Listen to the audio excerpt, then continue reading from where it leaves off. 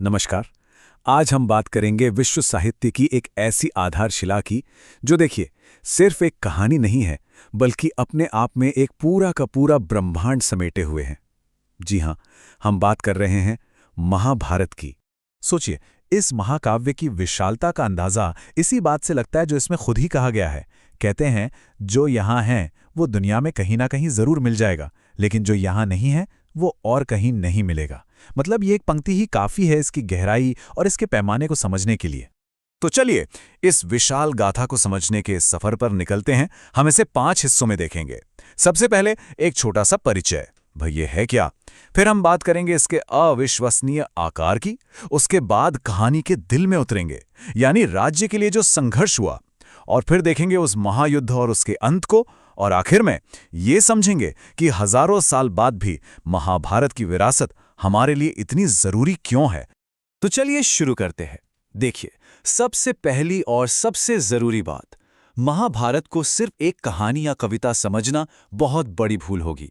नहीं, ये उससे कहीं ज्यादा है। इसे हिंदू धर्म में पंचम वेद का दर्जा दिया गया है, यानी 5वां वेद। सोचिए, ये एक ही वक्त में एक धार्मिक, एक ऐतिहासिक और एक दार्शनिक ग्रंथ भी है। तो अगर इसे बहुत ही सीधे शब्दों में समझना हो तो महाभारत कुरुक्षेत्र में हुए महायुद्ध और कौरव पांडव राजकुमारों की किस्मत की कहानी है। ये भारत के 2 सबसे बड़े संस्कृत महाकाव्यों में से एक है और माना जाता है कि इसे महर्षि वेदव्यास ने लिखा था। वैसे इसके नाम के पीछे भी एक बहुत ही दिलचस्प कहानी है। ये नाम हमेशा से महाभारत नहीं था, ये समय के साथ बदला। जो इसकी मूल छोटी कहानी थी उसका नाम था जय, मतलब जीत। फिर इसका विस्तार हुआ और ये बना भारत। और फिर आती है सबसे मजेदार बात। एक कथा है कि जब इसे ज्ञान के तराजू पर चारों वेदों के सामने रखा गया तो इसका वजन ज्यादा निकला। और इसी महानता, इसी भारी होने की वजह से इसे महाभारत कहा जाने लगा। अच्छा, अब आते हैं इसके आकार पर। और ये समझ लीजिए, जब हम कहते हैं कि ये विशाल है तो इसका पैमाना सच में, मतलब यकीन करना मुश्किल है। अंदाजा है इसमें कितने श्लोक हैं? करीब करीब 1,10,000। ये कोई लंबी चौड़ी किताब नहीं है, नहीं, ये तो अपने आप में एक पूरी लाइब्रेरी है, ज्ञान और अनगिनत कहानियों से भरी हुई। अगर अब भी इसके आकार का अंदाजा नहीं लग रहा तो चलिए एक तुलना करते हैं। दुनिया में ग्रीस के 2 सबसे मशहूर महाकाव्य हैं, इलियड और ओडिसी। अगर उन दोनों को मिला भी दें तो भी महाभारत उनसे लगभग 10 गुना ज्यादा बड़ा है। 10 गुना! ये तुलना सच में बताती है कि हम किस स्तर की विशालता की बात कर रहे हैं। चलिए अब जरा कहानी के अंदर चलते हैं। तो महाभारत का जो मुख्य संघर्ष है वो हस्तिनापुर के राज सिंहासन के लिए है। लेकिन ये कोई बाहरी लड़ाई नहीं है, ये एक परिवार के अंदर की लड़ाई है, एक घर का झगड़ा जो बहुत ही व्यक्तिगत और दुखद बन जाता है। तो ये लड़ाई है कुरु वंश के ही 2 हिस्सों के बीच। एक तरफ हैं पांडु के 5 बेटे जिन्हें हम पांडव कहते हैं, युधिष्ठिर, भीम, अर्जुन, नकुल और सहदेव, जो धर्म के रास्ते पर चलते हैं। और दूसरी तरफ हैं उनके 100 चचेरे भाई कौरव, और इनका नेता कौन है? दुर्योधन। तो ये युद्ध हुआ कैसे? इसकी शुरुआत होती है एक धोखे भरे चौसर के खेल से। युधिष्ठिर को छल से जुए में सब कुछ हरवा दिया जाता है, उनका राज, उनके भाई, यहां तक कि उनकी पत्नी द्रौपदी भी। इसके बाद होता है द्रौपदी का अपमान और पांडवों को मिलता है 12 साल का वनवास और 1 साल का अज्ञातवास। जब वो सब कुछ सहकर वापस आते हैं और शांति के लिए सिर्फ 5 गांव मांगते हैं तो दुर्योधन कहता है कि वो सुई की नोक के बराबर भी जमीन नहीं देगा।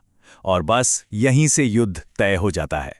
और इसके बाद शुरू होता है इतिहास का सबसे बड़ा युद्ध, कुरुक्षेत्र का महायुद्ध। ये लड़ाई सिर्फ 18 दिन चली।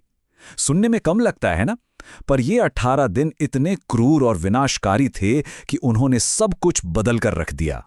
उन 18 दिनों में एक एक करके कौरवों के बड़े बड़े महारथी गिरते चले गए। 10वें दिन महान पितामह भीष्म बाणों की शैया पर लेट गए। 15वें दिन गुरु द्रोणाचार्य को छल से अपने हथियार नीचे रखने पर मजबूर किया गया और उनका वध हुआ। 17वें दिन अर्जुन के सबसे बड़े प्रतिद्वंद्वी कर्ण का अंत हुआ। और आखिर में 18वें दिन भीम ने अपनी गदा से दुर्योधन को पराजित कर दिया और युद्ध समाप्त हुआ। और जब ये युद्ध खत्म हुआ तो क्या बचा? दोनों तरफ से बस मुट्ठी भर योद्धा जिंदा थे। हाँ, पांडव जीत तो गए, लेकिन ये कैसी जीत थी? एक ऐसी जीत जिसमें उन्होंने अपना सब कुछ खो दिया था। इसे जीत कहना भी शायद सही नहीं होगा। ये एक विनाशकारी विजय थी। तो अब ये सवाल मन में आता है ना, कि हजारों साल पुरानी ये कहानी आज भी हमारे लिए इतनी जरूरी क्यों है? चलिए अब महाभारत की विरासत पर एक नजर डालते हैं और समझते हैं कि इसका असर आज तक क्यों कायम है। देखिए, महाभारत की एक खासियत यह है कि यह सिर्फ एक कहानी नहीं है। इसके अंदर और भी कई ग्रंथ और कहानियां हैं। ये एक महाकाव्य के अंदर एक पुस्तकालय जैसा है। इसी में हमें मिलती है श्रीमद् भगवद गीता, वो 700 श्लोकों का अद्भुत संवाद। इसी के अंदर विष्णु सहस्त्र नाम भी है। नल और दमयंती की खूबसूरत प्रेम कहानी भी इसी का हिस्सा है। और तो और रामायण का एक छोटा संस्करण भी आपको महाभारत के अंदर मिल जाएगा। और शायद इसीलिए ये आज भी इतना मायने रखता है, क्योंकि महाभारत उन सवालों से जूझता है जो कभी पुराने नहीं होते। कर्तव्य यानी धर्म क्या है, सही और गलत क्या है, त्याग का मतलब क्या है, इंसान होने का क्या मतलब है, ये वो सवाल हैं जो हर दौर में हर इंसान के मन में उठते हैं, और महाभारत इनकी गहराई से पड़ताल करता है। और आखिर में महाभारत हमें एक बहुत बड़े सवाल के साथ छोड़ जाता है। सोचकर देखिए, एक कहानी जो अधर्म पर धर्म की जीत के बारे में है, उसका अंत इतना भयानक और दुख से भरा क्यों है? जीत के बाद भी सिर्फ मातम क्यों है? शायद यही सवाल महाभारत को इतना गहरा बनाता है। इसकी जटिल नैतिकता और इसमें छिपी उदासी ही इसे सदियों से हमारे लिए एक सोचने का विषय बनाए हुए है।